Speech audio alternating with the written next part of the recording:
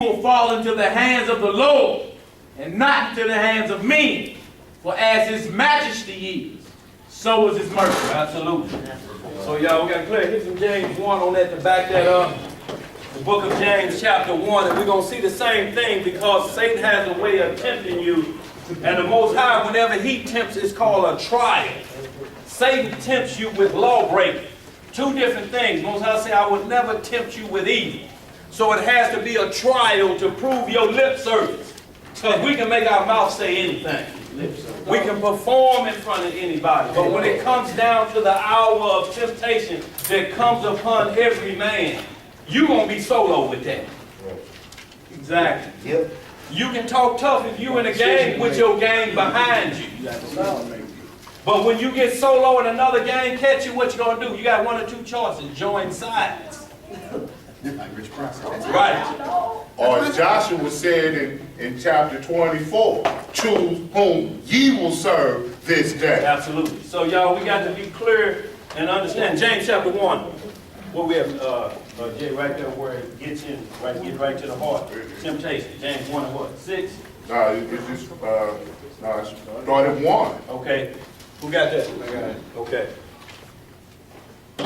James chapter 1, verse 1. James, a servant of God. Read a little louder, brother. James, a servant of God. Right. And of the Lord Jesus Christ.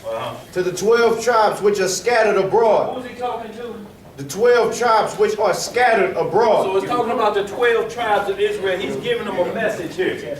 So this prophecy must be for the house of Israel and the stranger that readeth it to understand it as well. But James is writing this specifically to the 12 tribes scattered abroad. It's including the whole house of Israel, whether you call them natural branch or these other groups teach wild olive branch, but it's to the nations of Israel. The 12 tribes, the same as Christ. Whenever Christ said Israel, he's not separating natural and wild olive branch. It's the whole house of Israel Christ is speaking of. Because that's what he came to do, to save the lost sheep of Israel. That includes all 12 tribes. Right. Let's get some more. To the 12 tribes which are scattered abroad, greeting. Verse 2. My brethren, count it all joy. Do what? Count it all joy when ye fall into divers temptations. Now, there's the difference, y'all. Temptations and getting yourself into trouble are two different things.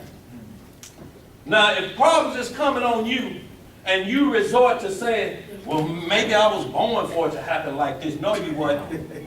You chose to go in that man's store and steal them potato chips. And he busted you.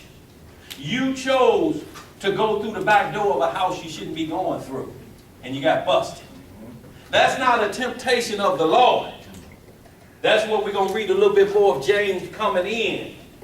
That the Most High don't tempt with these things. So you can't put your bad habits or lust off on the Most High and say that's one of his temptations that's trying to prove me. Right, I believe you. No, you can't do it. Can you explain something? Go ahead. Lamentations chapter 3 verse 38 says, out of the mouth of the Most High proceedeth not evil and good. It's a question. Right. Can you break that Read that again. How's it saying? It says, out of the mouth of the Most High proceedeth not evil and good. Right. And what we call evil is the Most High pronouncing destruction on you. See, because he says it was in me. When I created, I didn't create it to destroy anybody. I didn't create it to destroy anything. But because of our iniquity, now the Most High has to pronounce because we refuse. See, the law, and this is where the Christianity doctrine and the order of Melchizedek and Aaron get mixed up. The law is for sin. We have to understand that. If you're not sinning, then the law don't matter. That's all Paul is saying. He's saying you're keeping the law because you ain't sinning. But that don't mean it go away. It lets you know what sin is. If there's no law, how do you know what sin is? How can you tell somebody in one breath the law is done away with, and then in the next breath tell them they sin? Get your life together. That's foolish. Because you said, if they keep saying, well, it's the obedience of God. Well, what does the obedience of God mean? Doing right. Well, what does doing right mean? Obeying God. Well, what does obeying God mean? You have to keep what he said. Well, what is that called? Don't do wrong. Don't do wrong. Well, what is don't do wrong? Keep the commandments. Keep the commandments, and they're going to just say, yeah, but the key word they don't want to talk is the word law. Because this word right here don't come unless that word is there. You take away either one of them, both go away. Romans 4:15, where there's no law, there's no sin. How you going to accept laws in nations of flesh and the laws of your household, laws of gravity, laws of physics? But then you say when it comes down to the chief creator, there's no laws. They've been fulfilled. How? If the fulfilling is that he wouldn't break one, that was fulfilled. But that don't say, and it shall be done away with at that point. Makes no sense. Thou mayest stick thy hand where thou wilt. Do whatever you want. Right. No, do what thou wilt. As soon as they see you with a drink, that's devil's juice. Well, there ain't no law on me drinking. Didn't you just say that? Well, that wasn't real wine Christ was drinking. That was grape juice. I read in Genesis 49, his eyes will be red with wine. I don't know no Welch's on the planet red you up. Be not drunk with wine. Be not drunk, right, with Welch's? No, I'm just saying, that's what that scripture means. So y'all ain't gonna play games, but let's continue to move on. Here's some more of that James. I know what you're saying, bro. I'm with you. Verse 3. But clear it up, it's a sin to be drunk, but you can't drink. It's a level you can't cross. Right. It's a sin to be drunk though. You don't know what's going on, you're not sober. Early and passing out, you know. That's not man sober. carry you home. Verse You wasn't sober. 23. You may wake up and find all manner of things wrong with you. And you have to wait and let somebody tell you. You know, you pull your clothes down right in the middle of paved King Highway. You got out the car at the stoplight. Who? Me? Do you remember anything past Martin Luther King? No, I don't. They got the That's a problem. too.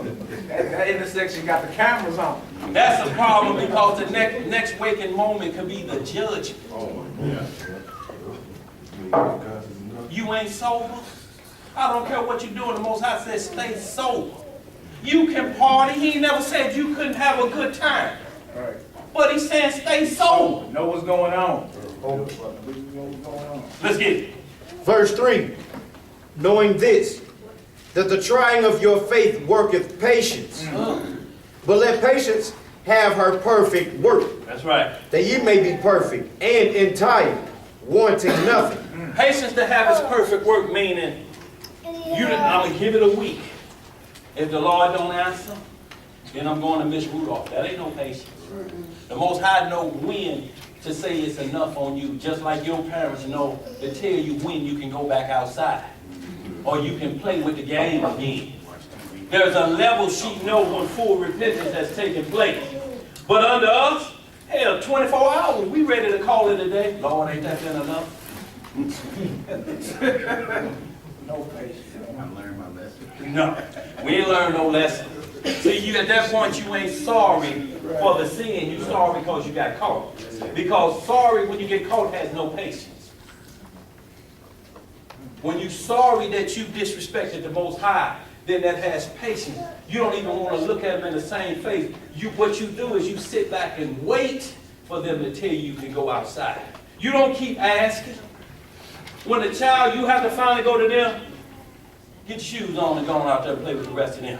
You know I done got past the point that where it's forgiveness that took place now. Right. Mom, willing them out there, everybody out there went still. You was. Now get back in that damn room. That's what happened when you ain't got no patience. And it's the same manner with our Father. We got to be in the like manner when he tell you, okay, go back out. He said, because I'm gonna let the whole world see it. What you telling me you're sorry about, they'll see it, and then they'll see the forgiveness on it. That's how it has to be. You can't go out and tell them the Lord has forgave me, and you still into the same wickedness you in, and they'll think they can do that and get away with it.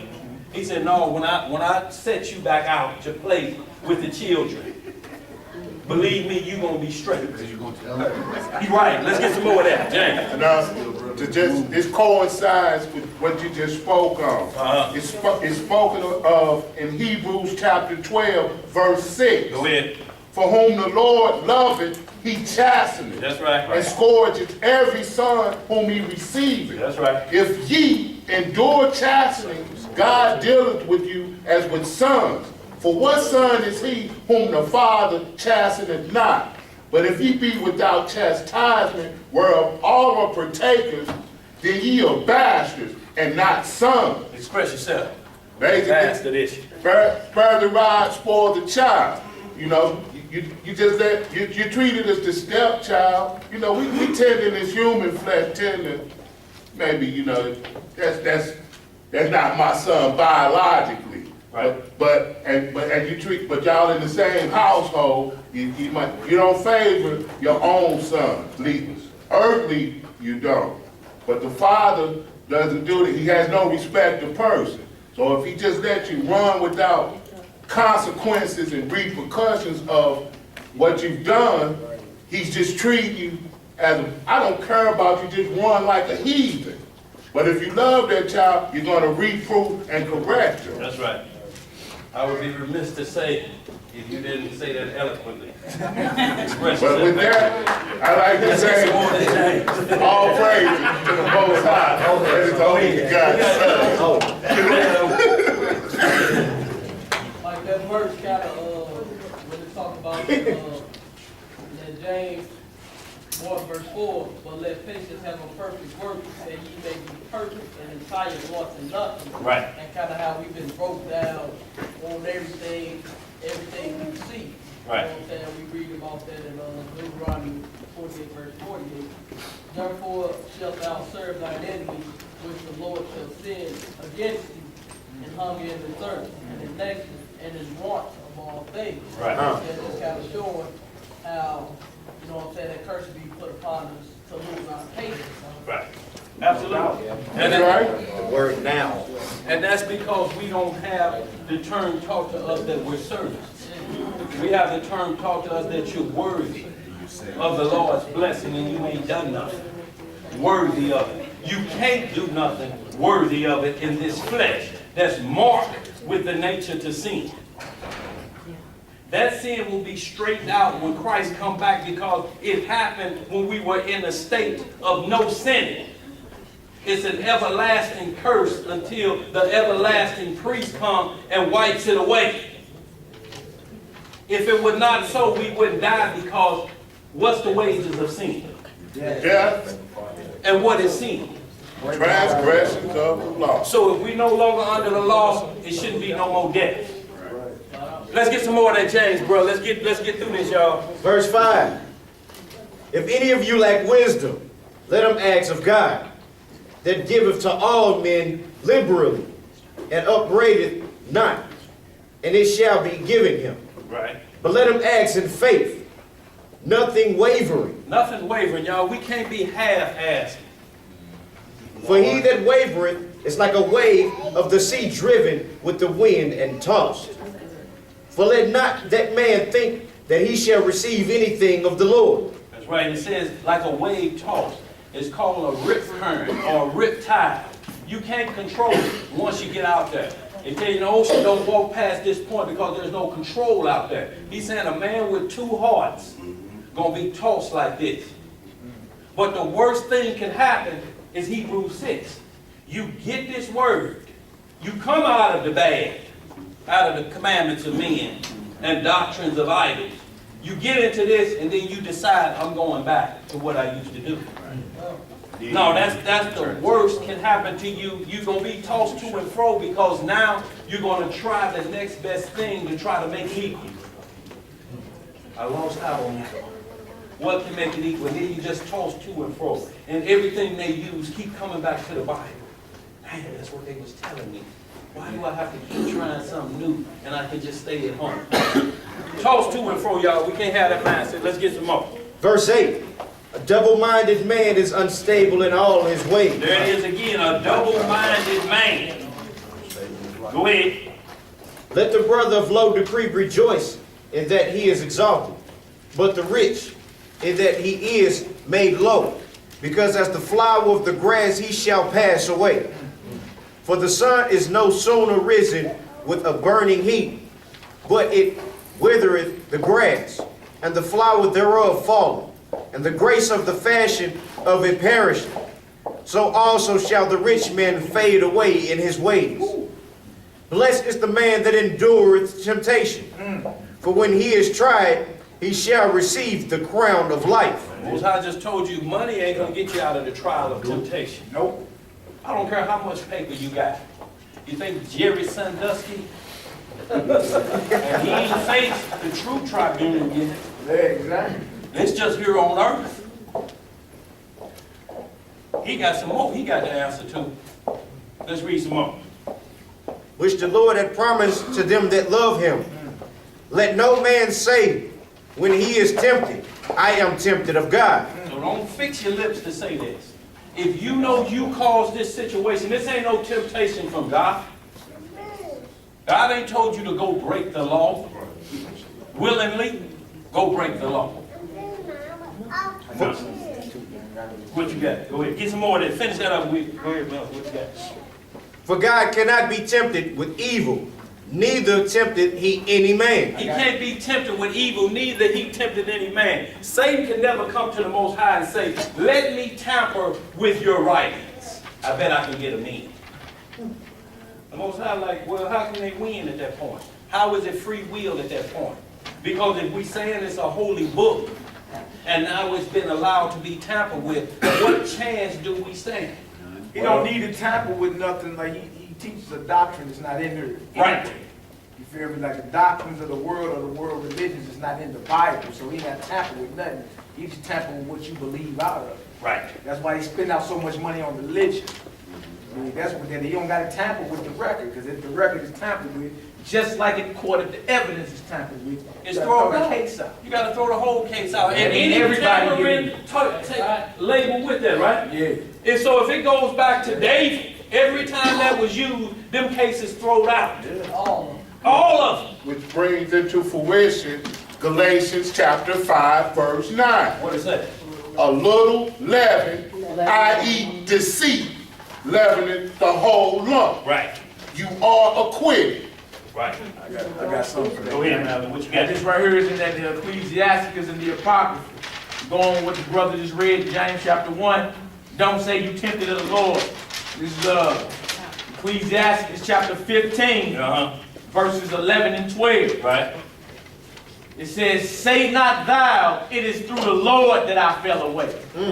For thou oughtest not to do the things that he hates. Right. Boy, you just summed it up what we've been trying to say for the last 15 minutes. Read that again. Say not thou, it is through the Lord that I fell away.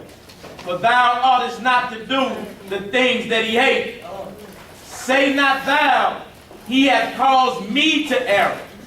For he have no need of the sinful man. The Lord hateth all abomination, and they that fear God love it not. He hath commanded no man to do wickedly, neither have he given any man license to sin. What? Say that again. License, permission. He hath commanded no man to do wickedly, neither have he given any man license to sin. And what will give us a license to sin is if you're taught that the law is done away with. That's a license to sin. Understand that if you say the law, we ain't under the law no more, that's a license to sin. Do whatever you want. Now what if they say tomorrow all the stoplights go out? There ain't no law who can go first. If you make it through, you make it through. But when they say that there ain't no law because they'll come back, they're going to come back and say because you saved by grace.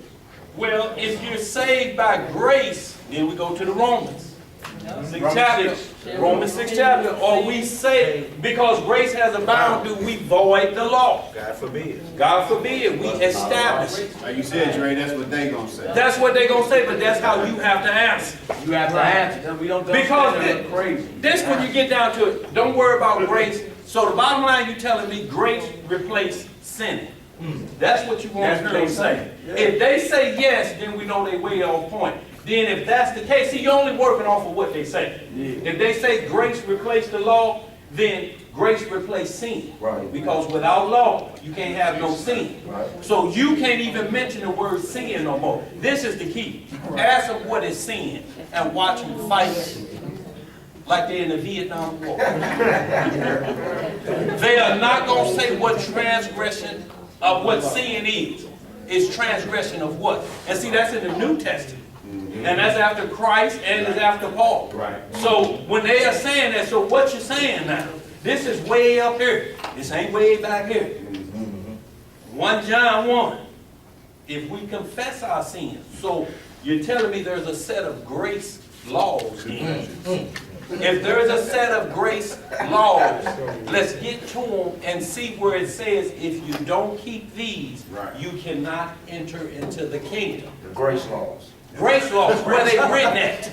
See, this is what you got to keep working them. If they have you trying, well, see, Paul didn't really mean that what Paul was trying to say. Just keep asking them the question about a society that exists without guidance. That means you can do whatever you want, right? Disorder. Disorder. Let's get some more, y'all. Where we at? Verse 14.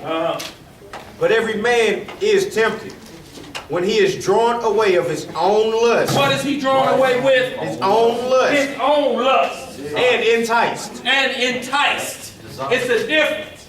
See, your lust brings enticement. Know why? Because when we full and we done drank too much, we start telling what we lust after. Because you done went past the level of sober. A drunk body speaks a sober mind. No, 2 Hennessy's and a couple cold ones will make you start to tell what's in your heart. And they secret sins. Boy, right now, what I can do with that, what I will do with that, Satan just listening, okay? He just told me what he likes to do with what the Lord don't like. Okay, I'll fix that for him. I'll get him that. And let's prove himself if he's a man of his word. And it'll come to you when they come in a dream. Where you think ain't nobody watching you, it was a dream. No, it was a dream because of your lust.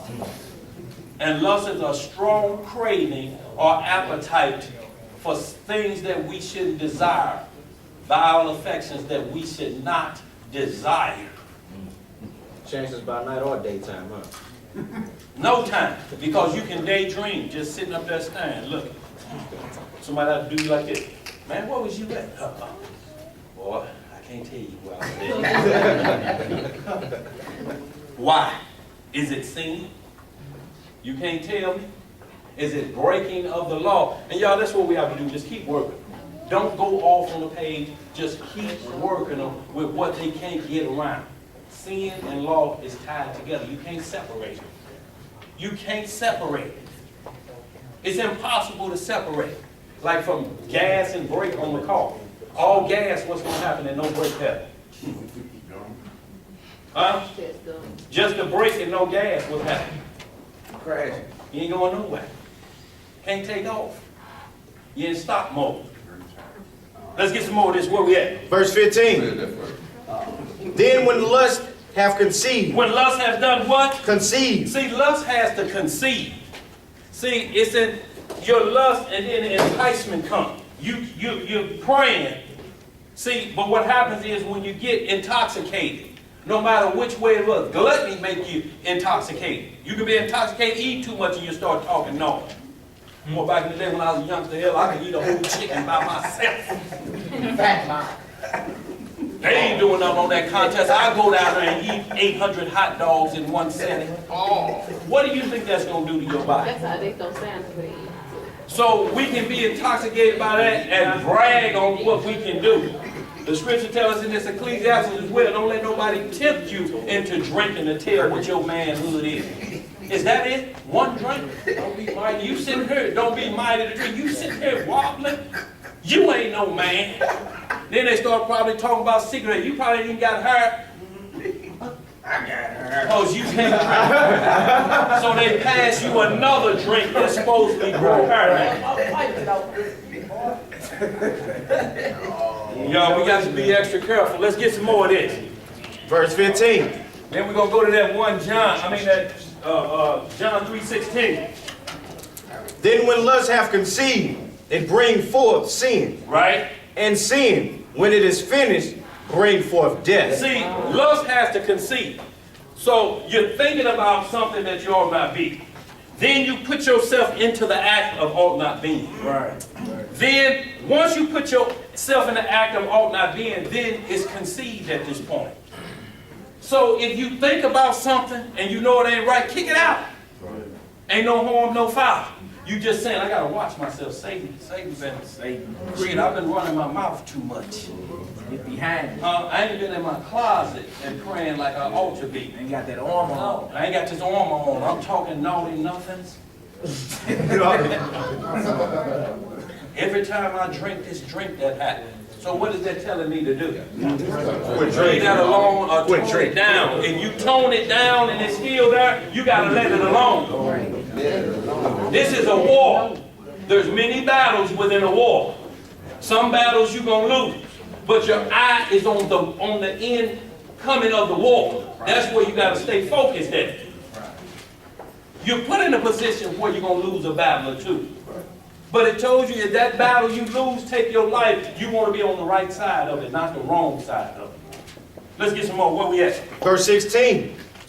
Do not err, my beloved brother. Do not what? Do not err. Right. Every good gift and every perfect gift is from above.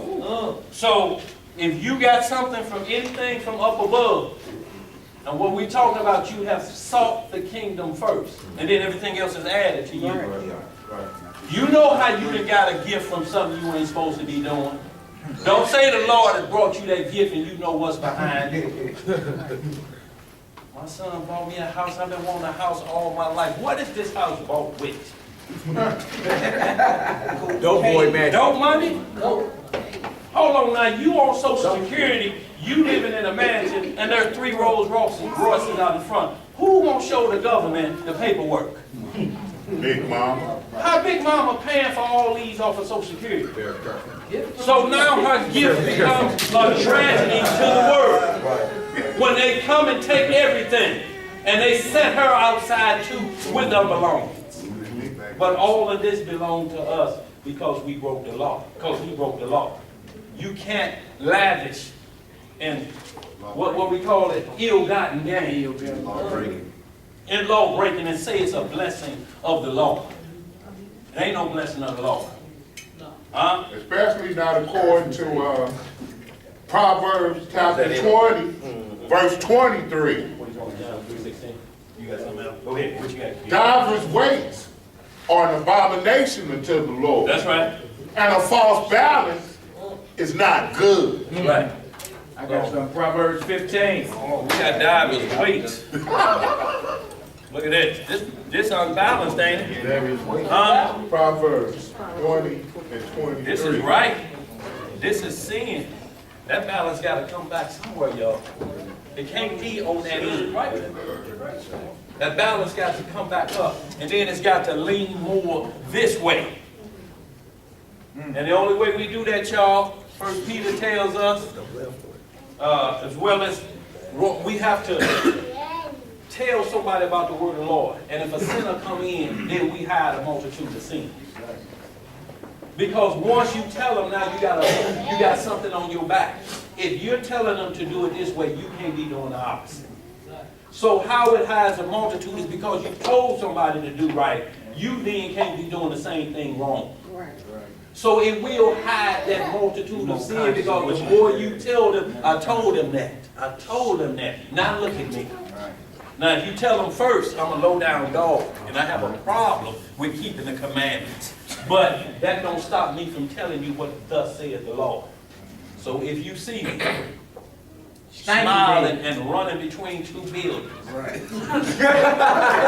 that don't mean The word of the Lord ain't true. That means that I'm no good. And if I don't get myself right, even though I told you, I'm going to be in company with the evil one. Let's move some more. Yeah, John 3:16. Because this is the kicker here. and to get us to, and then we're going to get on conscience sake, because it seems like Paul is telling us to mix it in, and a lot of doctrine tomorrow will teach that we can do whatever we want, we can eat whatever we want, we can play how we want to play, and the Lord will still be happy with it. You still want me on verse 17? No, you done with that, right?